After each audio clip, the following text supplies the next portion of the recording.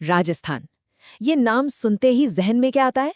बड़े बड़े किले, शाही महल, है ना? लेकिन राजस्थान सिर्फ इतना ही नहीं है। इसकी मिट्टी में, इसकी हवा में एक बहुत गहरी रूहानियत बसी है। तो चलिए आज निकलते हैं एक सफर पर, झुंझुनू और गंगानगर की गलियों में, और खोजते हैं उन पवित्र जगहों को जो इस धरती की असली धड़कन है। तो सवाल ये उठता है कि किलों और महलों के अलावा और क्या है जो राजस्थान की पहचान है? इसकी रूहानी पहचान क्या है? आइए इसी सवाल का जवाब ढूंढते हैं। इस इलाके की आस्था और परंपराओं की दुनिया में थोड़ा और गहरे उतरते हैं और समझने की कोशिश करते हैं कि ये पवित्र जगहें आज भी लोगों को अपनी तरफ क्यों खींचती हैं। हमारा ये सफर हमें कुछ बहुत खास मंदिरों, दरगाहों और गुरुद्वारों तक ले जाएगा, जो सब मिलकर इस इलाके की आस्था का एक खूबसूरत ताना बाना बुनते हैं। तो सबसे पहले हम कहाँ रुक रहे हैं? हमारा पहला पड़ाव है झुंझुनू जिला, एक ऐसी जगह जहाँ विश्वास की जड़ें इतिहास में बहुत बहुत गहरी हैं। यहाँ तो हर मोड़ पर एक नई कहानी सुनने को मिलती है। और झुंझुनू में हम सबसे पहले दर्शन करेंगे प्रसिद्ध रानी सती मंदिर के। ये सिर्फ एक मंदिर नहीं है, बल्कि पूरे भारत से आने वाले लाखों श्रद्धालुओं के लिए आस्था का एक बहुत बड़ा, एक बहुत अहम केंद्र है। अच्छा, तो रानी सती के बारे में कुछ बातें जानते हैं। उनका असल नाम था नारायणी बाई और उनके पति का नाम था तनधन दास। अग्रवाल समाज के लोग उन्हें अपनी कुलदेवी मानते हैं, मतलब अपने कुल की रक्षा करने वाली देवी। ये मंदिर असल में नारायणी बाई के अपने पति के लिए जो अटूट प्रेम और समर्पण था, उसी का प्रतीक है। ये कहानी सती प्रथा से भी जुड़ी है और इसीलिए ये जगह सिर्फ भक्ति का ही नहीं, बल्कि इतिहास पर सोचने का भी एक मौका देती है। और हाँ, हर साल भाद्रपद अमावस्या पर यहाँ एक जबरदस्त मेला लगता है जो देखने लायक होता है। चलिए मंदिर से आगे बढ़ते हैं। झुंझुनू का एक और नगीना है नरहड़ पीर की दरगाह। ये एक ऐसी जगह है जहाँ सारे धर्मों की आस्थाएं जैसे आकर एक हो जाती हैं, सही मायनों में आपसी भाईचारे का प्रतीक। यहाँ के लोग नरहड़ पीर को बड़े प्यार और इज्जत से बांगड़ का धनी बुलाते हैं। इसका मतलब होता है बांगड़ इलाके के मालिक। अब इसी नाम से अंदाजा लगाया जा सकता है कि इस पूरे क्षेत्र में उनका रुतबा कितना बड़ा है, उनका प्रभाव कितना गहरा है। और ये दरगाह हिंदू मुस्लिम एकता की एक जीती जागती मिसाल है, इसमें कोई शक नहीं। आपको पता है नरहड़ पीर महान सूफी संत शेख सलीम चिश्ती के शागिर्द थे। और यहाँ साल का सबसे बड़ा मौका होता है भाद्रपद कृष्ण अष्टमी पर लगने वाला मेला। उस दिन तो क्या कहने, हर धर्म के लोग एक साथ आकर यहाँ दुआ मांगते हैं। अब हमारा अगला पड़ाव है सकराय माता को समर्पित एक मंदिर। ये मंदिर झुंझुनू के उदयपुरवाटी में है और खंडेलवाल समाज के लिए तो ये एक तरह से आध्यात्मिक धुरी है। वो सकराय माता को अपनी कुल देवी मानते हैं, यानी अपनी वंश परंपरा की देवी। और झुंझुनू में हमारी इस खोज का आखिरी पड़ाव है पवित्र लोहारगल मंदिर, एक ऐसी जगह है जो कई पौराणिक कथाओं से घिरी हुई है। ये जगह मालकेतु पर्वत की मशहूर 2400 कोसी परिक्रमा के लिए जानी जाती है। ये एक बहुत पवित्र पैदल यात्रा होती है। और एक दिलचस्प बात, रानी सती मंदिर की ही तरह यहाँ का सबसे बड़ा मेला भी भाद्रपद अमावस्या को ही लगता है। तो चलिए अब झुंझुनू से निकलते हैं और उत्तर की ओर बढ़ते हैं। हमारी यात्रा के दूसरे हिस्से में हम गंगानगर जिले के आस्था केंद्रों को जानेंगे। गंगानगर पहुंचते ही हमारा स्वागत करता है भव्य गुरुद्वारा बुढ़ा जोहड़। ये इस पूरे इलाके की एक बहुत बड़ी रूहानी पहचान है। इस जगह को जो बात सबसे खास बनाती है वो सिर्फ इसकी खूबसूरती नहीं, बल्कि इसका पैमाना है। पता है, ये पूरे राजस्थान का सबसे बड़ा गुरुद्वारा है। सबसे बड़ा, ये चीज़ इसे एक बहुत ही महत्वपूर्ण तीर्थ केंद्र बना देती है। सिख समुदाय के लिए ये आस्था, सेवा और संगत का एक बहुत बड़ा गढ़ है। इसका निर्माण हुआ था 1954 में, बाबा फतेह सिंह जी ने इसे बनवाया था, तो यह आधुनिक इतिहास का भी एक अहम हिस्सा है। यहाँ हर साल श्रावण अमावस्या पर एक बहुत बड़ा मेला लगता है। दूर दूर से संगतें यहाँ हाजिरी भरने और सेवा करने के लिए पहुँचती हैं। और हमारी इस रूहानी यात्रा का समापन कहाँ होगा? डाडा पंपारम के डेरे पर। ये भी इस इलाके में गहरी श्रद्धा का एक और केंद्र है। ये डेरा गंगानगर के विजयनगर में है और यहाँ हर साल फाल्गुन के महीने में सालाना मेले का आयोजन होता है, जो हजारों भक्तों को एक साथ लेकर आता है। तो हमने इन दोनों जिलों के कुछ सबसे पवित्र, सबसे अहम स्थलों की यात्रा की। अब जरा एक पल रुककर सोचते हैं कि ये विरासत, ये सारी जगहें मिलकर हमें सिखाती क्या हैं। जब हम इन मेलों और उत्सवों की तारीखों पर नजर डालते हैं तो आस्था की एक खूबसूरत लय दिखाई देती है। देखिए ना, कैसे झुंझुनू में भाद्रपद का महीना त्योहारों से भरा है, वहीं गंगानगर में श्रावण और फाल्गुन के महीनों में रौनक रहती है। इससे ये पता चलता है कि इन इलाकों में भक्ति का जो प्रवाह है वो पूरे साल लगातार बना रहता है। हम अजमेर के उन पवित्र स्थलों की पड़ताल करेंगे जिनका गहरा इतिहास उनकी वास्तुकला में, उनकी बनावट में बड़ी खूबसूरती से उकेरा गया है। तो शुरुआत करते हैं इस बहुत ही शक्तिशाली उपाधि से, सुल्तान उल हिंद, यानी भारत के आध्यात्मिक शासक। ये सम्मान सूफी संत ख्वाजा मोइनुद्दीन चिश्ती को दिया गया था और 12वीं सदी में उनका अजमेर आना इस शहर की तकदीर हमेशा के लिए बदलने वाला था। तो ये है हमारा आज का रास्ता। हम अजमेर के आध्यात्मिक माहौल में उतरेंगे, इसकी सबसे मशहूर जगहों से लेकर उन कोनों तक जो शायद अब तक नजरों से छिपे हुए हैं। तो सवाल ये उठता है कि अजमेर इतना पवित्र क्यों माना जाता है? आइए उस उपाधि को समझते हैं जो इसके गहरे महत्व को दिखाती है। देखिए, अजमेर को भारत का मक्का भी कहा जाता है और इसकी वजह यह है कि यहाँ की दरगाह मक्का के बाद दूसरा सबसे बड़ा तीर्थ स्थल है। ये उपाधि इस्लामी दुनिया में इस शहर के गहरे सम्मान को दिखाती है। यहाँ जो उर्स का जिक्र है वो दरअसल सूफी संत की पुण्यतिथि का उत्सव होता है, जिसे ईश्वर से उनके मिलन का दिन माना जाता है। अब हम पहुंच गए हैं अजमेर के दिल में, ख्वाजा मोइनुद्दीन चिश्ती की दरगाह। ये सिर्फ एक इमारत नहीं बल्कि एक बहुत बड़ा परिसर है जिसे एक दिन में नहीं बनाया गया। इसे तो सदियों तक शक्तिशाली शासकों ने अपनी भक्ति और श्रद्धा से धीरे धीरे संवारा है। ये जो टाइमलाइन हम देख रहे हैं ये कितनी दिलचस्प है। ये दिखाती है कि कैसे दरगाह का निर्माण कई पीढ़ियों तक चला। 15वीं सदी में सुल्तान खिलजी से लेकर अकबर, जहांगीर और शाहजहां तक हर मुगल सम्राट ने यहाँ अपनी भक्ति की एक निशानी छोड़ी, जिससे ये जगह और भी भव्य होती चली गई। इस स्लाइड में हम देख सकते हैं कि कैसे भारतीय इतिहास के कुछ सबसे बड़े नामों ने इस परिसर में अपना योगदान दिया है। अकबर और जहांगीर की भेंट की हुई वो विशाल देगें जिनमें आज भी हजारों लोगों के लिए खाना बनता है, या फिर शाहजहां और उनकी बेटी जहांआरा के बनवाए हिस्से। हर कोना, हर पत्थर एक कहानी कहता है। चलिए अब हम एक ऐसी इमारत की ओर बढ़ते हैं जिसका इतिहास बड़ा नाटकीय है, बड़े बदलावों और कुछ दिलचस्प विवादों से भरा हुआ। ये है 2.5 दिन का झोपड़ा। ये स्लाइड इस इमारत के दो बिल्कुल अलग अलग जीवन दिखाती है। सोचिए, जहां कभी संस्कृत के श्लोक गूंजते थे वो एक पाठशाला थी, बाद में वही जगह इस्लामी इबादत का केंद्र बन गई। ये इस क्षेत्र में सत्ता और संस्कृति के बदलते स्वरूप का एक बहुत ही शक्तिशाली प्रतीक है। इसका नाम 2.5 दिन का झोपड़ा अपने आप में एक पहेली है। आखिर इस अजीब नाम के पीछे की कहानी क्या है? चलिए इसके पीछे की 2 मशहूर कहानियों को जानते हैं। अब हम यकीनन तो नहीं जानते कि कौन सी कहानी सच है। क्या इसे सच में 2.5 दिन में बदल दिया गया था, या इसका नाम यहाँ लगने वाले 2.5 दिन के मेले की वजह से पड़ा? शायद सच इन दोनों के बीच कहीं हो, लेकिन दोनों ही कहानियां इस ऐतिहासिक जगह के रहस्य को और गहरा कर देती हैं। लेकिन अजमेर सिर्फ इन 2 प्रसिद्ध स्थलों तक ही सीमित नहीं है।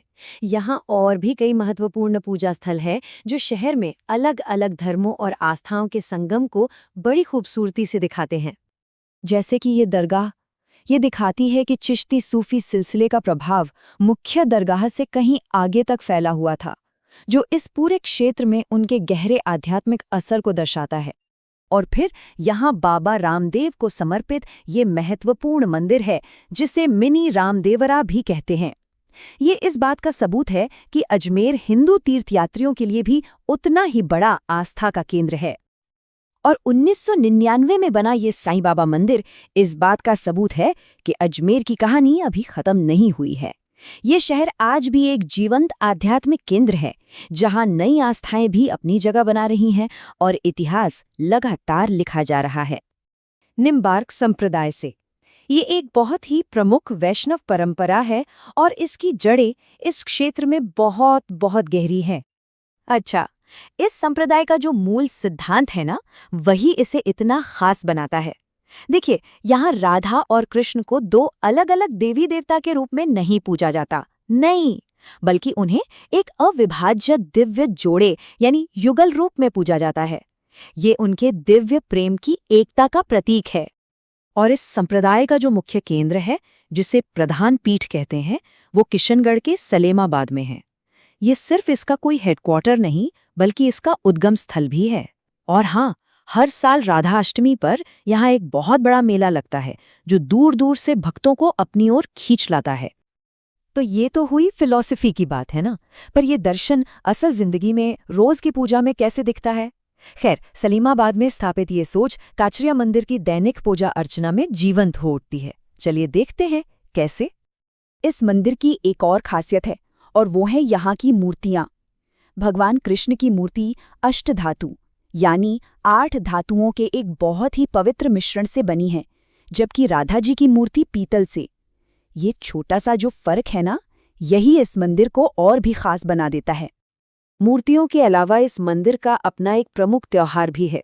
होली के ठीक अगले दिन यहाँ डोलोत्सव का जश्न बड़े धूमधाम से मनाया जाता है, जो इस जगह की सांस्कृतिक जीवंतता को दिखाता है। तो निम्बाक संप्रदाय से अब थोड़ा आगे बढ़ते हैं और जिले की 2 और प्रमुख हिंदू परंपराओं पर नजर डालते हैं। ये हैं वैष्णव और शैव मत, जो जैसा कि नाम से ही जाहिर है, भगवान विष्णु और शिव की भक्ति पर केंद्रित हैं। पुष्कर में हमें भक्ति के 2 बिल्कुल अलग अलग रंग देखने को मिलते हैं। एक तरफ है वैष्णव परंपरा का रमा बैकुंठ मंदिर, जिसे लोग बांगड़ का मंदिर भी कहते हैं, तो वहीं दूसरी ओर है शैव परंपरा को समर्पित महादेव जी का मंदिर। इन दोनों ही जगहों का अपना एक इतिहास है। हमें पता है कि रमा बैकुंठ मंदिर का निर्माण 1820 ईस्वी में हुआ था। महादेव जी के मंदिर की एकदम सही तारीख तो नहीं पता, पर ये जरूर पता है कि इसे ग्वालियर के अन्ना जी सिंधिया ने बनवाया था। लेकिन रुकिए, अजमेर की धार्मिक कहानी सिर्फ यहीं तक सीमित नहीं है।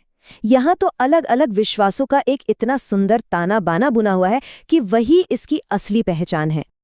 हिंदू परंपराओं के अलावा अजमेर दिगंबर जैन समुदाय के लिए भी एक बहुत बड़ा तीर्थ स्थल है, और वो है भव्य नारेली जैन मंदिर।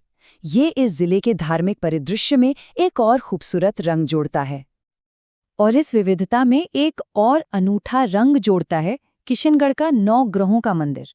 ये ज्योतिष और खगोलीय पिंडों में जो हमारी आस्था है, उसके एक बिल्कुल अलग ही पहलू को दिखाता है।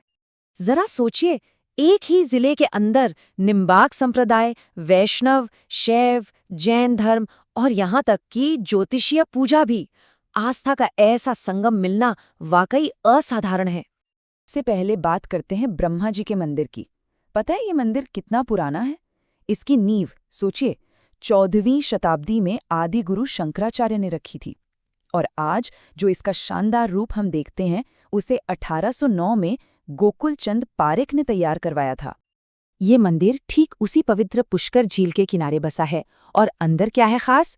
ब्रह्मा जी की एक आदम कद यानी कि बिल्कुल इंसान के साइज की 4 मुखों वाली मूर्ति, और कहते हैं ये दुनिया का सबसे पुराना मंदिर है जो ब्रह्मा जी को समर्पित है ना कमाल की बात?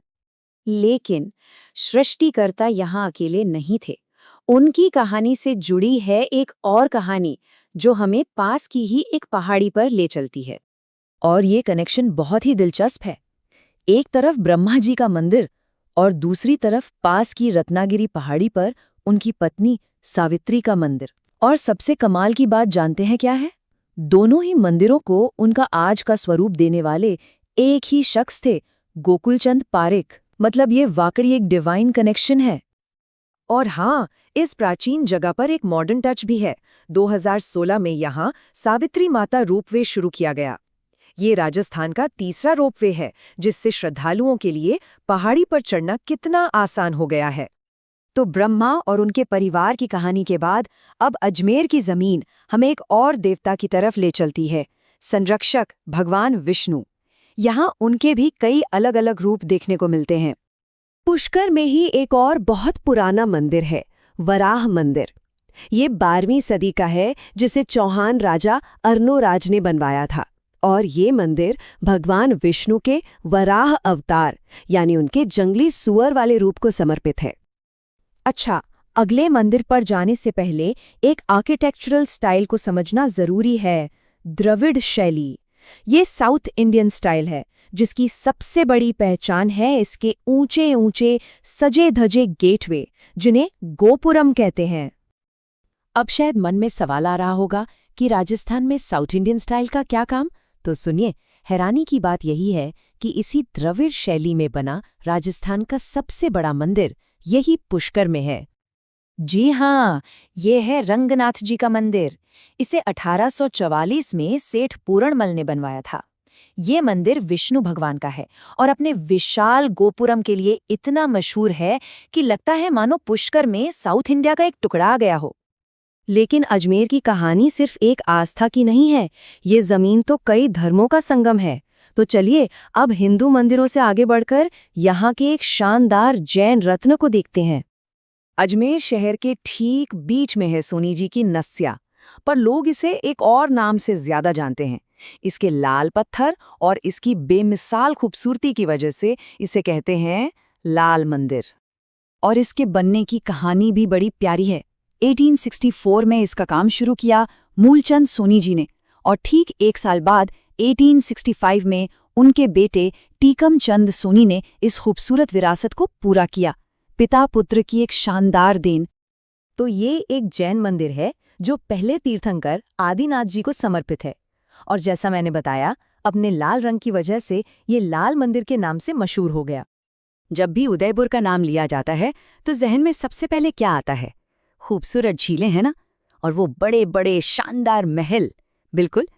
लेकिन आज की हमारी ये पड़ताल इन जानी पहचानी जगहों से जरा आगे की है। हम शहर के उन छिपे हुए खजानों को देखने वाले हैं जो इसकी असली कहानी कहते हैं। तो फिर सवाल यही है कि इन मशहूर झीलों और आलीशान महलों के परे उदयपुर और कौन से राज अपने अंदर समेटे हुए हैं? और इसका जवाब पता है कहाँ मिलता है? शहर के उन मंदिरों में जिनके बारे में ज्यादा बात नहीं होती, जिनके पत्थरों पर एक पूरा का पूरा शानदार वास्तुशिल्प का इतिहास तराशा गया है। सही मायनों में यही वो जगहें हैं जो उदयपुर की ऐतिहासिक गहराई को दिखाती हैं। तो चलिए इसी में थोड़ा और गहरे उतरते हैं और अपनी इस यात्रा की शुरुआत करते हैं एक बहुत ही दिलचस्प नाम वाले मंदिर से, सास बहू मंदिर। तो ये जो मंदिर है ये मेवाड़ की पुरानी राजधानी नागदा में है और ये भगवान विष्णु को समर्पित है। मजे की बात यह है कि ये असल में एक नहीं बल्कि 2 मंदिरों का एक पूरा कॉम्प्लेक्स है। एक मंदिर थोड़ा बड़ा है जिसे सास मंदिर कहते हैं, और दूसरा वाला थोड़ा छोटा है जिसे बहू मंदिर के नाम से जाना जाता है। अच्छा, इस मंदिर की एक और खासियत है इसकी बनावट। ये पंचायतन स्टाइल में बना है। अब ये पंचायतन स्टाइल क्या होता है? इसका मतलब है कि एक मेन मंदिर होता है बीच में और उसके चारों कोनों पर 4 छोटे छोटे मंदिर और बने होते हैं। ये डिज़ाइन सिर्फ आर्किटेक्चर नहीं है, बल्कि ये एक तरह से पूरे ब्रह्मांड का एक छोटा रूप दिखाता है। चलिए अब चलते हैं अपनी अगली मंजिल की तरफ। एक ऐसा मंदिर जिसे एक बहुत ही खास निकनेम, एक उपनाम मिला हुआ है, जो बताता है कि कला के लिहाज से ये कितना अहम है। जी हाँ, ये है अंबिका देवी मंदिर, जिसे मेवाड़ का खजुराहो भी कहा जाता है। और ये नाम इसे यूं ही नहीं मिला। इसकी वजह है यहाँ की लाजवाब और बहुत ही बारीक मूर्ति कला। यहाँ की दीवारों पर सिर्फ देवी देवता ही नहीं, बल्कि संगीतकार, नाचती हुई नर्तकियां और यहाँ तक कि रोजमर्रा की जिंदगी के सीन इतनी खूबसूरती से उकेरे गए हैं कि सच में खजुराहो की कला की याद आ जाती है। ऐसा मानते हैं कि इसे राजा अल्लट ने बनवाया था और ये उस जमाने की कला का एक बेहतरीन नमूना है। लेकिन इस मंदिर की जो सबसे खास पहचान है ना, वो है यहाँ मौजूद नाचते हुए गणेश जी की एक बहुत बड़ी और शानदार मूर्ति। वाकई अपने आप में गजब का आर्ट पीस है ये। अब आगे बढ़ते हैं और एक साथ 2 ऐसे मंदिरों को देखते हैं जिनका सीधा ताल्लुक एक ही शाही खानदान से है। मतलब मेवाड़ पर राज करने वाले राजवंश के संरक्षण में बने थे ये मंदिर। ये मंदिर हैं बोहरा गणेश मंदिर और बाण माता मंदिर। जो बोहरा गणेश मंदिर है उसे राज सिंह ने बनवाया था। ये आहड़ म्यूजियम के ठीक पीछे है। और दूसरा बाण माता मंदिर, इसे लक्ष्मण सिंह ने बनवाया था। और इसकी सबसे खास बात ये है कि बाण माता मेवाड़ के सिसोदिया राजवंश की कुलदेवी थीं। मतलब ये मंदिर उस शाही परिवार के लिए बहुत ही ज्यादा अहमियत रखता था। देखिए, उदयपुर की ये जो कहानी है ना, ये सिर्फ शहर की दीवारों के अंदर ही खत्म नहीं हो जाती। इसके आसपास के गांवों में भी इतिहास की न जाने कितनी ही परतें दबी हुई हैं। और इसका एक बहुत अच्छा उदाहरण है ईडाणा माता मंदिर। ये मंदिर उदयपुर के बबोरा गांव में है। ये हमें बताता है कि इस पूरे इलाके में न जाने और कितने ही ऐसे स्पॉट होंगे जो बस खोजे जाने का इंतजार कर रहे हैं। एकलिंगजी मंदिर। और हाँ, ये सिर्फ एक मंदिर नहीं है, ये तो पूरे साम्राज्य का प्रतीक है। इस मंदिर का इतिहास बड़ा ही दिलचस्प है और ये बताता है कि मेवाड़ के साथ इसका रिश्ता कितना गहरा था। सोचिए, इसकी नींव 734 ईस्वी में बप्पा रावल ने रखी थी। कितना पुराना है। फिर सदियां बीती और महाराणा मोकल ने इसके चारों तरफ दीवार बनवाई। उसके बाद महाराणा रायमल ने इसे वो रूप दिया जो हम आज देखते हैं। इससे साफ पता चलता है कि कैसे एक एक पीढ़ी ने इस विरासत को न सिर्फ संभाला बल्कि उसे आगे भी बढ़ाया। तो यहाँ सबसे ज़रूरी बात समझने वाली ये है कि मेवाड़ का जो पावर स्ट्रक्चर था ना, वो बहुत ही यूनिक था। बप्पा रावल के टाइम से ही एक बात तय थी, मेवाड़ के असली राजा हमेशा एकलिंगजी ही रहेंगे, यानी भगवान शिव। और जो महाराणा थे वो खुद को राजा नहीं मानते थे, वो तो खुद को उनका दीवान कहते थे, यानी उनका प्रतिनिधि। सारी पावर, सारा राज भगवान का, राजा तो सिर्फ उनके सेवक थे। कितनी बड़ी बात है ना। अच्छा, अब मंदिर के अंदर चलते हैं। वहां काले संगमरमर की एक जबरदस्त चारमुखी मूर्ति है भगवान शिव की। पता है, ये जगह पाशुपत संप्रदाय का एक बहुत बड़ा सेंटर है, जो शिवजी की पूजा की एक बहुत ही पुरानी शाखा है। और एक और दिलचस्प चीजें यहाँ, इसी कैंपस के अंदर महाराणा कुंभा ने एक विष्णु मंदिर बनवाया था, जिसे आज हम सब मीरा मंदिर के नाम से जानते हैं। एकलिंगी जी की कहानी तो हमने जान ली। चलिए अब उदयपुर शहर के बिल्कुल बीच में चलते हैं, एक ऐसे मंदिर की तरफ जिसकी नींव किसी जंग या जीत से नहीं बल्कि एक राजा के सपने से रखी गई थी। इसे अक्सर लोग कहते हैं सपनों में बना मंदिर, और ये सिर्फ कहने की बात नहीं है, इसके पीछे एक पूरी कहानी है जो इसी एक लाइन में सिमट जाती है। तो हुआ ये कि महाराणा जगत सिंह प्रथम भगवान विष्णु के बहुत बड़े भक्त थे। एक रात उन्हें सपने में खुद भगवान विष्णु ने दर्शन दिए और उन्हें आदेश दिया कि उदयपुर में एक मंदिर बनाया जाए। इसके बाद डूंगरपुर के पास एक गांव में खुदाई हुई और वहां से एक मूर्ति मिली। फिर 1651 में इस शानदार मंदिर को बनाकर उस मूर्ति को यहां स्थापित किया गया। देखा, सपने से सच तक का सफर। ये मंदिर इंडो आर्यन आर्किटेक्चर का एक बेहतरीन नमूना है। गर्भगृह यानी मेन हिस्से में भगवान विष्णु की 4 भुजाओं वाली काले पत्थर की मूर्ति है। और ये अकेला मंदिर नहीं है, मेन मंदिर के चारों कोनों पर शिव, पार्वती, गणेश और सूर्य भगवान के छोटे मंदिर भी हैं। मतलब ये एक पूरा आध्यात्मिक कॉम्प्लेक्स है। अब तक हमने शिव और विष्णु मंदिरों की बात की, लेकिन मेवाड़ की जमीन सिर्फ शैव और वैष्णव परंपराओं तक ही सीमित नहीं है। बिल्कुल नहीं, यहाँ जैन धर्म की भी एक बहुत गहरी और रिच लेगेसी है। चलिए अब चलते हैं धुलेव ऋषभदेव जैन मंदिर की तरफ। ये कोयल नदी के किनारे बना है और जैन धर्म के पहले तीर्थंकर यानी पहले आध्यात्मिक गुरु आदिनाथ जी को समर्पित है। एक खास बात यह है कि यहाँ पूजा में केसर का बहुत इस्तेमाल होता है, इसीलिए इसका एक नाम केसरिया नाथ जी ले पड़ गया और स्थानीय लोग तो इसे प्यार से काला जी या धुलेव का धणी बुलाते हैं। इसी मंदिर में एक और खासियत है, यहाँ 23वें तीर्थंकर पार्श्वनाथ जी की भी एक मूर्ति है जो बिल्कुल शांत पद्मासन मुद्रा में बैठे हुए हैं। इसके अलावा आहड़ के जैन मंदिर भी ऐतिहासिक रूप से बहुत महत्वपूर्ण हैं। कहा जाता है कि ये वही पवित्र जगह है जहाँ महान जैन संत जगतचंद्र सूरी ने तपस्या की थी।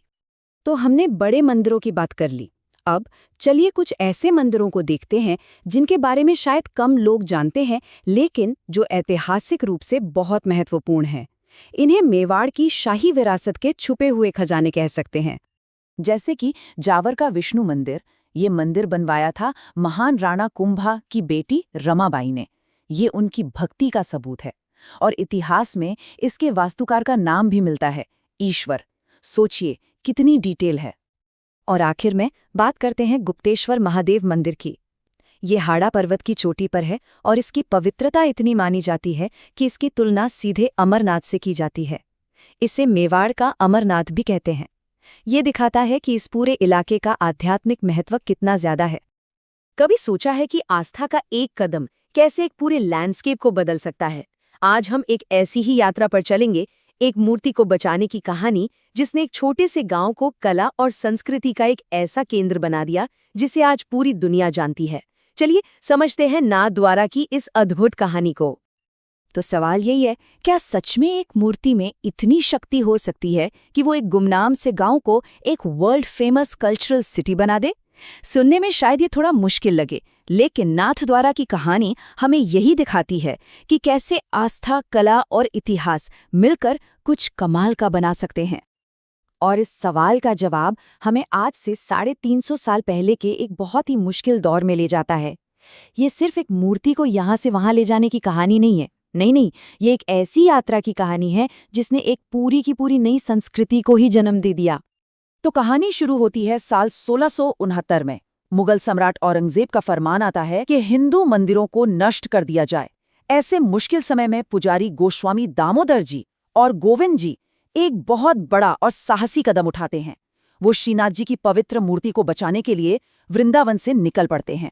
सोचिए वो कितना मुश्किल सफर रहा होगा, लेकिन मेवाड़ के महाराणा राज सिंह के संरक्षण में उन्हें सिहाड़ नाम के एक छोटे से गांव में पनाह मिलती है। और बस श्रीनाथ जी के उसी आगमन ने सिहाड़ गांव की पूरी तकदीर ही बदल कर रख दी। वो जो एक साधारण सा गांव था, वो अब बन गया नाथद्वारा, एक ऐसा वाइब्रेंट सेंटर जहां आध्यात्म और संस्कृति एक साथ सांस लेते हैं।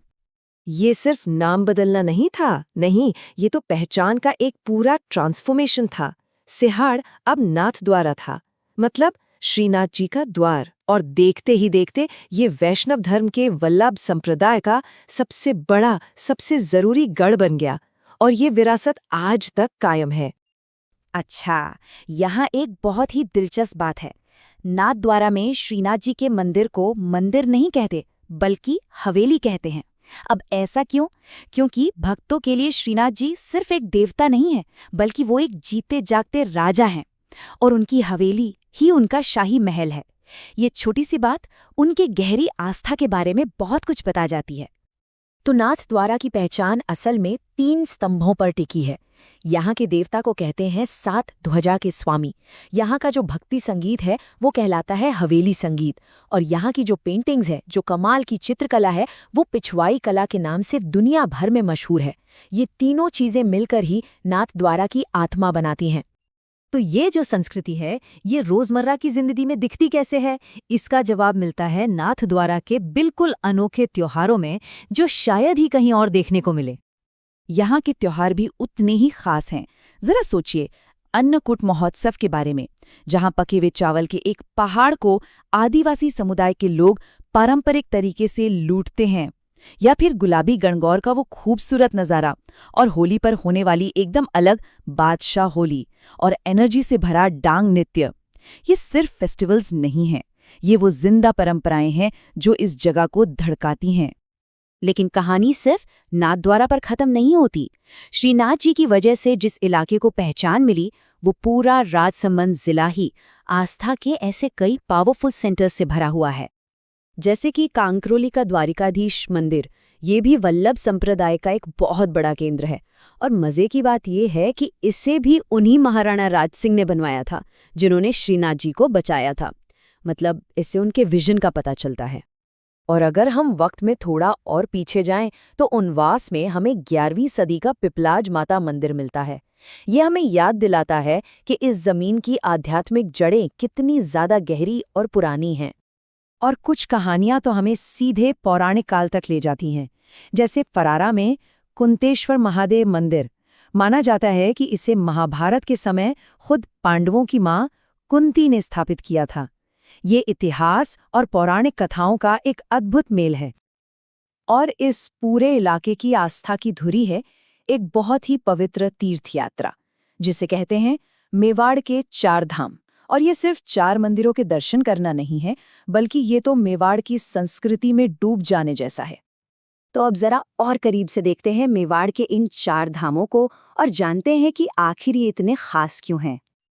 अच्छा, तो इस यात्रा में 4 मुख्य मंदिर हैं। 4 भुजानाथ, श्रीनाथ जी, द्वारिकाधीश और श्री एकलिंग जी। और सबसे मजेदार बात क्या है, इनमें से 3 मंदिर, चारभुजा, श्रीनाथ जी और द्वारिकाधीश, ये तीनों राजसमंद जिले में ही हैं। मतलब साफ है कि राजसमंद इस पूरी तीर्थ यात्रा का, कह सकते हैं, एक तरह से सेंटर पॉइंट है। चलिए इस यात्रा की शुरुआत करते हैं इसके सबसे पुराने मंदिरों में से एक के साथ। एक ऐसा मंदिर जो मेवाड़ के पूरे इतिहास का गवाह रहा है। साल था 1444। जरा सोचिए, ये वो जमाना था जब मेवाड़ अपने गौरव के चरम पर था, और ठीक उसी दौर में इस शानदार मंदिर को बनाया गया था, जो आज भी इतने सालों बाद अपनी पूरी भव्यता के साथ खड़ा है। तो ये मंदिर है भगवान विष्णु का, और मेवाड़ के 4 धामों में इसका एक बहुत ही खास मकाम है।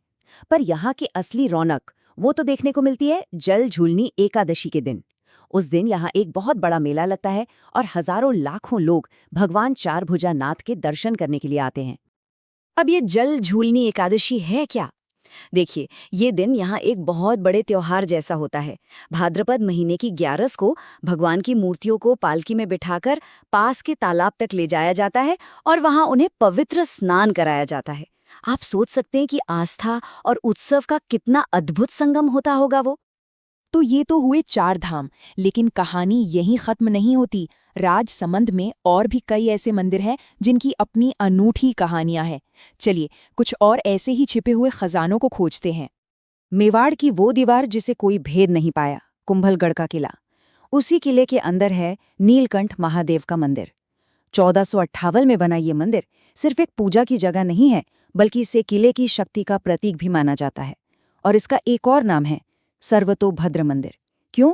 क्योंकि इसके दरवाजे चारों दिशाओं में खुलते हैं। लेकिन देखिए, राजसमंद की कहानी सिर्फ इन बड़े और मशहूर मंदिरों की नहीं है। इस जगह की असली आत्मा तो बसती है उन छोटे छोटे देवस्थानों में, जिनका नाता सीधा यहाँ के आम लोगों और उनकी परंपराओं से है। भीलों की देवी, ये सिर्फ एक टाइटल नहीं है, ये एक पूरे समुदाय की गहरी आस्था का प्रतीक है। और यही पहचान है आमजा माता मंदिर की। ये मंदिर है रीछड़ा गांव में, और ये भील समुदाय के लिए सबसे पवित्र जगहों में से एक है। हर साल ज्येष्ठ महीने की शुक्ल अष्टमी को यहाँ एक मेला भरता है, जो असल में इस समुदाय की संस्कृति और उनकी परंपराओं का एक जीता जागता नजारा होता है। अच्छा, अब एक और दिलचस्प बात, जरा अंदाजा लगाइए, एक ही जगह पर एक साथ कितने मंदिर हो सकते हैं? 2, 4, 5, 9। जी हाँ, पूरे 9 मंदिर। गोलेराव में एक नहीं बल्कि 9 जैन मंदिरों का एक पूरा का पूरा समूह है। ये अपने आप में इस बात का सबूत है कि मेवाड़ में सिर्फ वैष्णव और शैव परंपराएं ही नहीं, बल्कि जैन धर्म की जड़ें भी कितनी गहरी रही हैं। सच तो ये है कि राजसमंद के हर कोने में आस्था के ऐसे केंद्र मिल जाएंगे, जैसे सिवंती गांव का रूपनारायण जी मंदिर या फिर कुवारिया गांव का जोहिड़ा भैरव मंदिर। और ये मंदिर हमें यही दिखाते हैं कि यहाँ की आस्था सिर्फ बड़े बड़े तीर्थों में नहीं, बल्कि हर गांव की अपनी पहचान में भी बसती है। डूंगरपुर के शानदार मंदिर, और ये सिर्फ पत्थरों की कहानी नहीं है, नहीं, ये तो आस्था, इतिहास और कुछ बहुत ही अनोखी परंपराओं की एक जीती जागती विरासत है। तो सवाल ये है कि वागड़ का वो आध्यात्मिक दिल आखिर है कहाँ? वो कौन सी जगह है जो सदियों से लाखों लोगों को अपनी तरफ खींच रही है? चलिए आज इसी की खोज करते हैं। तो हमारी यात्रा का सबसे पहला और कह सकते हैं सबसे अहम पड़ाव है बेणेश्वर धाम। देखिए, ये सिर्फ एक मंदिर नहीं है, इसे आप इस पूरे इलाके का कल्चरल और स्पिरिचुअल सेंटर समझिए। अब इस धाम की सबसे खास बात क्या है? वो है इसकी लोकेशन। ये नवाटापरा गांव में सोम और माही नदियों के ठीक पवित्र संगम पर बना है। जी हाँ, जिसे त्रिवेणी संगम भी कहते हैं। और यही नदियों का संगम है जो इसे आध्यात्मिक तौर पर इतना शक्तिशाली बनाता है। अच्छा, इस जगह की अहमियत का अंदाजा बस इस बात से लगाया जा सकता है कि इसे कितने नामों से बुलाया जाता है। इसे कहते हैं आदिवासियों का कुंभ, बागड़ का पुष्कर और बागड़ का कुंभ भी। ये नाम ही बताते हैं कि यहाँ के आदिवासी समुदायों के लिए ये जगह कितनी ज्यादा मायने रखती है। और हाँ, यहाँ एक चीज ऐसी है जो बेणेश्वर धाम को सबसे अलग बनाती है, और वो है खंडित शिवलिंग की पूजा। जरा सोचिए, जहां आम तौर पर टूटी हुई मूर्तियों की पूजा नहीं होती, वहीं यहाँ ये एक पवित्र रिवाज है। यही बात तो इस जगह को और भी खास बना देती है ना? एक पल के लिए सोचकर देखिए, हर साल माघ महीने की पूर्णिमा के आसपास सिर्फ 4 दिनों के लिए ये जो शांत सी जगह है ना, ये एक बहुत बड़े, एकदम जीवंत मेले में बदल जाती है। लाखों लोग यहाँ आते हैं सिर्फ आस्था की एक डुबकी लगाने। तो सवाल उठता है कि इस पवित्र धाम को बनाया किसने, इसकी नींव किसने रखी? इसके पीछे 2 बड़े नाम हैं। एक थे संत मावजी, जिन्होंने अपनी स्पिरिचुअल विजन से इस जगह को पवित्र बनाया, और फिर थे महारावल आसकरण, जिन्होंने संत मावजी के उसी विजन को एक शानदार मंदिर की शक्ल दी। तो एक तरफ तो है बेणेश्वर धाम, जहां आम लोगों की आस्था का सागर है, लेकिन दूसरी तरफ डूंगरपुर में शाही पेट्रनेज में बने शिव के बड़े ही भव्य मंदिर भी हैं। तो चलिए अब जरा उन अद्भुत मंदिरों की तरफ रुख करते हैं। यहाँ एक बहुत ही खास आर्किटेक्चरल स्टाइल देखने को मिलता है, जिसे कहते हैं पंचायतन शैली, और इसका सबसे बढ़िया एग्जाम्पल है देव सोमनाथ मंदिर। इसे वागड़ का वैभव भी कहा जाता है। इसमें होता क्या है कि बीच में एक मुख्य मंदिर होता है और उसके चारों कोनों पर 4 छोटे-छोटे मंदिर होते हैं। डूंगरपुर की एक और पहचान है वहाँ की गैप सागर झील। बड़ी ही शांत और सुंदर झील है ये, और इसी झील के किनारे कई बड़े-बड़े मंदिर मिलेंगे। मतलब यहाँ स्पिरिचुअलिटी और नेचर का एक कमाल का संगम देखने को मिलता है। तो चलिए कुछ मेन शिव मंदिरों को थोड़ा और करीब से जानते हैं। पहला, देव सोमनाथ, जो अपनी पंचायतन स्टाइल के लिए फेमस है। फिर गैब सागर झील के किनारे ही है विजय राज राजेश्वर मंदिर, बहुत ही भव्य मंदिर है ये। और वहीं पास में एक और खास जगह है शिव ज्ञानेश्वर शिवालय। इसे महारावल शिव सिंह ने अपनी मां ज्ञान कमर की याद में बनवाया था। तो हमने देवताओं की बात की, राजाओं की बात की। अब बारी है उन संतों की विरासत को जानने की, जिनकी भक्ति ने, जिनकी लगन ने इस पूरे इलाके की आध्यात्मिक पहचान को गढ़ा है। संत मावजी की बात करें तो उनका असर यहाँ बहुत गहरा है। उन्होंने सिर्फ बेणेश्वर धाम की नींव ही नहीं रखी, उन्होंने निष्कलंक संप्रदाय भी शुरू किया, और आज भी साबला में जो हरि मंदिर है वो उन्हीं को समर्पित है। ये उनकी एक जीती जागी विरासत है। अब मिलते हैं एक और ऐसी ही महान हस्ती से, गवरीबाई, जिन्हें लोग बड़े प्यार से वागड़ की मीरा कहते हैं। और ये जो नाम है ना, वागड़ की मीरा, बस यही उनकी भक्ति और उनकी कविता की पूरी कहानी कह देता है। और गवरीबाई का असर इतना जबरदस्त था कि वही महारावल शिव सिंह, याद है, जिन्होंने अपनी मां के लिए मंदिर बनवाया था, उन्होंने ही गवरीबाई के सम्मान में भी एक मंदिर बनवाया। इससे एक बात साफ होती है कि इस धरती पर संतों का मान सम्मान राजा महाराजाओं से भी ऊपर था। तो हमारी ये यात्रा शुरू हो रही है हनुमानगढ़ के एक कस्बे पल्लू से।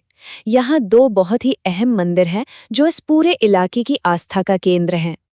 सबसे पहले बात करते हैं ब्राह्मणी माता के मंदिर की। ये मंदिर उत्सवों का, जश्न का दिल है, खासकर नवरात्रा के टाइम पे। जरा सोचिए उस वक्त यहाँ का माहौल कैसा होता होगा, जब एक बड़ा सा मेला लगता है और दूर दूर से लोग यहाँ खींचे चले आते हैं। और पल्लू की कहानी यहीं खत्म नहीं होती। ठीक इसी के पास मौजूद है कालका माता का मंदिर। मतलब एक ही कस्बे में ये 2 बड़े मंदिर। ये चीज पल्लू को वाकई एक बहुत ही खास तीर्थ स्थल बना देती है। अच्छा, अब एक ऐसे मंदिर पर नजर डालते हैं जिसकी कहानी, भाई वो तो एकता की एक अनोखी मिसाल है। श्री गोगा जी का मंदिर। पहली नज़र में ये शायद किसी भी दूसरे मंदिर जैसा ही लगे, लेकिन इसकी दीवारों के अंदर एक ऐसा राज छिपा है जो इसे सच में असाधारण बनाता है। और हाँ, यहाँ भी एक जाना पहचाना नाम सामने आता है, बीकानेर के महाराजा गंगा सिंह। उन्होंने इसके पुनर्निर्माण में एक बड़ी भूमिका निभाई। जैसा कि हम देखेंगे, इस इलाके की विरासत को संजोने में उनका बहुत बड़ा हाथ रहा है। लेकिन इस मंदिर की जो सबसे अलग बात है ना, वो इसके बनाने वाले नहीं बल्कि इसके रखवाले हैं। यहाँ 2 अलग-अलग धर्मों के पुजारी, एक हिंदू और एक मुस्लिम, एक साथ मिलकर सेवा करते हैं। ये आपसी भाईचारे का एक जीता जागता शक्तिशाली उदाहरण है। चलिए अब अपना रुख करते हैं घग्गर नदी के किनारे बसे एक मंदिर की ओर, जिसका सीधा कनेक्शन राजघरानों और बड़े-बड़े साम्राज्यों से रहा है। ये है माता भद्रकाली का मंदिर। और यहाँ का इतिहास कोई दबी छुपी आवाज में बात नहीं करता। यहाँ तो गूंजती हैं ताकतवर शासकों और बदलते साम्राज्यों की कहानियां। ये एक ऐसी जगह है जहाँ आस्था और शक्ति हमेशा से एक दूसरे से जुड़े रहे हैं। इस मंदिर की कहानी अपने आप में एक पूरी विरासत है। सोचिए, इसकी नींव बीकानेर के राय सिंह ने सम्राट अकबर के कहने पर रखी थी, और फिर सदियों बाद महाराजा गंगा सिंह ने इसे फिर से बनवाया। ये दिखाता है कि शाही संरक्षण इस मंदिर को हमेशा मिलता रहा। तो जब हम इन सभी मंदिरों को एक साथ रख के देखते हैं तो आखिर हमें क्या तस्वीर नजर आती है? इनका असली मतलब क्या है? तो हमने क्या सीखा? यही कि ये मंदिर सिर्फ पत्थर और प्रार्थनाओं से कहीं ज्यादा हैं। पल्लू में ये समुदाय का दिल है। गोगा जी का मंदिर हमें दिखाता है कि एकता कैसे मुमकिन है, और भद्रकाली का मंदिर, वो तो एक शाही अतीत का जिंदा सबूत है। चुरू जिले की एक ऐसी धरती जहां विश्वास और आस्था के इतने सारे रंग एक साथ देखने को मिलते हैं। तो सवाल ये उठता है कि आखिर एक ही जिले में इतनी अलग-अलग तरह की धार्मिक मान्यताएं एक साथ कैसे पनप सकती हैं? इस सफर में हम चुरू की 4 सबसे खास आध्यात्मिक जगहों पर चलेंगे और ये समझने की कोशिश करेंगे कि क्या ये सब सिर्फ एक इत्तेफाक है या फिर ये इस इलाके की एक गहरी साझा संस्कृति की कहानी कहता है। चलिए शुरू करते हैं। तो हमारे इस आध्यात्मिक सफर का पहला पड़ाव है चुरू का सबसे मशहूर मंदिर सालासर बालाजी। ये मंदिर भगवान हनुमान को समर्पित है, लेकिन यहाँ उनकी पूजा एक ऐसे रूप में होती है जो आपको पूरे भारत में कहीं और देखने को नहीं मिलेगा, और यही बात इसे बहुत स्पेशल बनाती है। जी हाँ, यहाँ हनुमान जी की जो मूर्ति है उसमें उनकी दाढ़ी और मूछें हैं। ये स्वरूप पूरे भारत में बिल्कुल अनोखा है। आमतौर पे हम हनुमान जी को या तो बाल रूप में देखते हैं या फिर एक ब्रह्मचारी के रूप में, लेकिन ये मूर्ति उन्हें एक अलग, काफी परिपक्व और शक्तिशाली रूप में दिखाती है, और यही इस मंदिर की सबसे बड़ी पहचान है। अच्छा, तो इस मंदिर के बारे में कुछ खास बातें जान लेते हैं। इसकी स्थापना महात्मा मोहनदास ने की थी, और जैसा हमने देखा, यहाँ की सबसे बड़ी खासियत दाढ़ी मूछ वाली हनुमान मूर्ति है। लेकिन इस मंदिर की प्रसिद्धि का एक और बड़ा कारण है यहाँ साल में 2 बार लगने वाले लखी मेले। चैत्र और अश्विन पूर्णिमा के मौके पर यहाँ लाखों की तादाद में श्रद्धालु आते हैं, जो इस जगह की गहरी आध्यात्मिक शक्ति का सबूत है। सालासर बालाजी की मुख्यधारा की भक्ति से अब हम चुरू की लोक परंपराओं की दुनिया में चलते हैं। हमारा दूसरा पड़ाव है ददरेवा, एक ऐसी जगह जहां इतिहास और लोक कथाएं मिलकर एक पूजनीय लोक देवता को जन्म देती हैं। इस पवित्र जगह को शीर्षमेढ़ी के नाम से जाना जाता है। इसका मतलब है मुख्य समाधि, या कह सकते हैं सबसे प्रमुख स्थल। और ये नाम ही इसकी अहमियत बता देता है, क्योंकि यही वो गांव है जहां लोक देवता गोगा जी का जन्म हुआ था। गोगा जी, जिन्हें सांपों के देवता के रूप में भी पूजा जाता है, इस पूरे इलाके के लिए एक बहुत बड़े सांस्कृतिक प्रतीक हैं। बिल्कुल सालासर की तरह ही ददरेवा में भी लोगों की आस्था का सबसे बड़ा संगम मेले के रूप में ही देखने को मिलता है। हर साल भाद्रपद कृष्ण नवमी पर यहाँ एक बहुत बड़ा मेला लगता है, जो दूर दूर से भक्तों को खींच लाता है। इससे पता चलता है कि चुरू की आध्यात्मिक पहचान में इन सालाना उत्सवों का कितना बड़ा रोल है, चाहे वो मुख्यधारा के देवताओं के लिए हो या फिर लोक देवताओं के लिए। चलिए अब इस सफर को एक बिल्कुल अलग मोड़ देते हैं, जो चुरू की धार्मिक विविधता को और भी साफ कर देगा। हमारा तीसरा पड़ाव है साहवा गुरुद्वारा। ये इस बात का जीता जागता सबूत है कि इस जिले की आध्यात्मिक जमीन पर सिख धर्म की जड़ें भी कितनी गहरी हैं। और ये कोई आम गुरुद्वारा नहीं है। ये वो जगह है जहां राजस्थान का सबसे बड़ा सिख मेला लगता है। बस यही एक बात सिख समुदाय के लिए इसकी जबरदस्त अहमियत को बताती है और चुरू को सिख धर्म के नक्शे पर एक बहुत जरूरी जगह बनाती है। इस गुरुद्वारे की नींव सिख इतिहास की एक सबसे बड़ी हस्ती से जुड़ी है। इसका निर्माण सिखों के 10वें गुरु गोबिंद सिंह जी की याद में किया गया था, जो इसे और भी खास बना देता है। और अब हमारे सफर का आखिरी पड़ाव, एक ऐसा मंदिर जो अपनी बनावट से किसी को भी हैरान कर दे। ये मंदिर अपने आसपास के माहौल से इतना अलग दिखता है कि यकीन करना मुश्किल हो जाता है। इस मंदिर की सबसे बड़ी खासियत है इसकी द्रविडियन स्टाइल की वास्तुकला, जो आमतौर पर दक्षिण भारत के मंदिरों में ही देखने को मिलती है। सोचिए, आप हैं राजस्थान के रेगिस्तान में और आपके सामने ऊंचे गोपुरम और बारीक नक्काशी वाला एक भव्य मंदिर खड़ा है। ये सच में सांस्कृतिक संगम का एक जीता जागता उदाहरण है। अब तक हमने जो भी जगहें देखी वो काफी पुरानी थीं, लेकिन इस मंदिर का इतिहास उतना पुराना नहीं है। इसका निर्माण 1994 में सोहनलाल जानोदिया की कोशिशों से हुआ था। ये इस बात का सबूत है कि चुरू में आध्यात्मिक विरासत सिर्फ इतिहास की बात नहीं है, बल्कि आज भी लोगों की आस्था नई और भव्य संरचनाओं को जन्म दे रही है। तो शुरू करते हैं एक सवाल से। सोचिए, भारत में एक ऐसा मंदिर है जो पूरे देश में अपनी तरह का अकेला है, मतलब उसके जैसा कोई दूसरा है ही नहीं। कहाँ होगा ये मंदिर? इसका जवाब हमें सीकर की इसी यात्रा में मिलेगा। तो हम आ गए हैं राजस्थान के शेखावाटी क्षेत्र में, सीकर। ये वो जगह है जो सिर्फ अपनी शानदार हवेलियों के लिए ही नहीं, बल्कि अपने मंदिरों के लिए भी एक अलग पहचान रखती है। यहाँ की हवा में आस्था और कहानियां दोनों घुली हुई हैं। इस जगह को समझने के लिए हमें थोड़ा सा इतिहास में पीछे चलना होगा। कहानी की जड़ें जुड़ी हैं चौहान वंश से, जिन्होंने इस इलाके में कुछ सबसे पहले और बड़े मंदिर बनवाए। जरा इस टाइमलाइन को देखिए। ये मंदिर कोई 100-200 साल पुराने नहीं है। हम बात कर रहे हैं 1000 साल से भी ज्यादा पुराने इतिहास की। ये सिर्फ पत्थर की इमारतें नहीं, बल्कि अपने आप में समय के गवाह हैं। तो सबसे पहले बात करते हैं हर्षनाथ मंदिर की। ये चौहान राजा विग्रहराज द्वितीय के समय में लगभग 973 ईस्वी के आसपास बना था। सोचकर देखिए, 1000 साल से भी ज्यादा पुराना। ये सिर्फ एक मंदिर नहीं, बल्कि इस पूरे इलाके के इतिहास का एक बहुत बड़ा और शुरुआती सबूत है। अच्छा, अब यहाँ से आगे बढ़ते हैं जीन माता मंदिर की ओर। ये सिर्फ पूजा पाठ की जगह नहीं थी, बल्कि ये चौहान राजाओं के लिए मानो उनके दिल की धड़कन थी। ये उनकी कुलदेवी का घर था, जहाँ से उन्हें राज करने की शक्ति मिलती थी। ऐसी उनकी मान्यता थी। यहाँ कुछ बातें हैं जो इसे बहुत खास बनाती हैं। पहली, कि ये चौहानों की कुलदेवी हैं। दूसरी, यहाँ माता की 8 भुजाओं वाली यानी अष्टभुजा प्रतिमा है। और तीसरी, जो सबसे हैरान करने वाली बात है, वो है यहाँ की अखंड ज्योत। एक ऐसा दिया जिसके बारे में कहा जाता है कि वो सदियों से लगातार जल रहा है, कभी बुझा ही नहीं। ये मंदिर 1064 में राजा हट्टर ने बनवाया था। तो चलिए अब राजवंशों के इतिहास से थोड़ा आगे बढ़ते हैं और एक बहुत ही अनोखी पौराणिक कथा की दुनिया में चलते हैं। एक ऐसी कथा जो आज भी हर साल लाखों लोगों को अपनी ओर खींच लाती है।